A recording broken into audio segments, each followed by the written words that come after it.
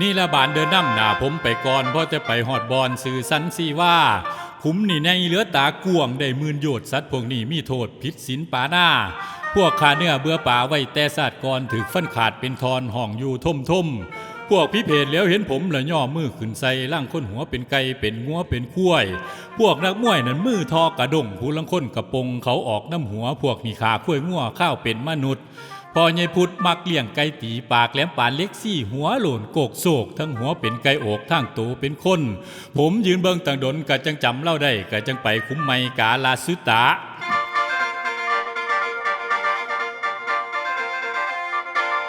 พวกนี่ก้าวมูสาไว้แต่ศาสตร์ก่อนถึกตีแขวจนรอนทึ่งห้องทึ่งโห่พวกเล่นโบกเล่นโป๊ปีนป้อนล้อนหลอกถึกเล็กแดงแท่งตอกจนว่าห้ำย่านพวกปากหวานตัวแฟนตัวสู่นี่กระตกไปอยู่หน้าโลกขุมสอง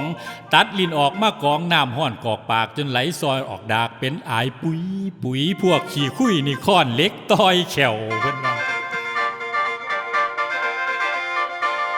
ต่อยฮักแล้วละเผาเล็กแดงยัดเข้าปากแล้วแท่งสอดออกทั้งงอนเสวยกำแต่ก่อนมุสาวาท่าต่อจากนั้นก็พากันไปคุ้มไม้สังฆตะนี่ก็ใหญ่เติบอยู่คือกันมีอายุ 2,000 ปีเป็นกำหนดเหลียวเบิ่งน้ำมันฝดในกระทะท่องแดงคือเจ้าพวกใจแข็งโยนลงไปโลดนี่ก็เนื่องจากโทษเผาสัตว์ทั้งเป็นว่าซั่นเรียกว่าสัตว์บ่ขาเผาจีทั้งดิบ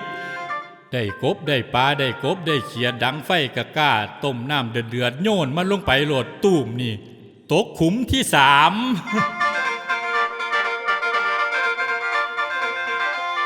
โตกับผมเหลียวเห็นก็จนขนขิงลูกสิไปซ่ายังคุกได้สิไปท่านขุมที่ 4นี่ก็ใหญ่คือกันซื้อโลลุวะพวกอยู่ขุมนี่ละพิษอะทินหน้าพวกบ่เฮ็ดบ่หาถ่าจอบแต่ลักถือทำโทษยังคักนั่งทึ่งดอกบัวส่วนว่าขากับหัวนี่ไฟเผาจนขาดจนขี่แตกปาดมันห่อนมันห้นกำบ่สิ้นก็วนใส่อีกคือเก่าบาดหาลมมาเป่าเจอจังคอยบรรเทาแต่พวกเล่นเมียเขาเมียเธอเมียทานนี่กระตกไปยานมหาโลลุว่า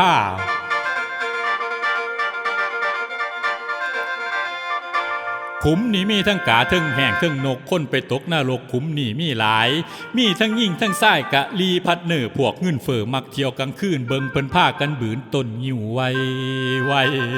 ขอบว่าหมามันไล่สวบก้นสวบกอยผู้ลังคนกะหมอยหนาปานเสือตาบกาซุบท้องจนขาบไปเหตุข้างนอนแม่ยายสอนเป็นคนมักได้ไปลักถวยกาไก่ของวัดของสงฆ์ตายไปแล้วก็ลงตกขุมที่5แม่ยายสอนบ้านมอแค้น ไปวัดไปว่า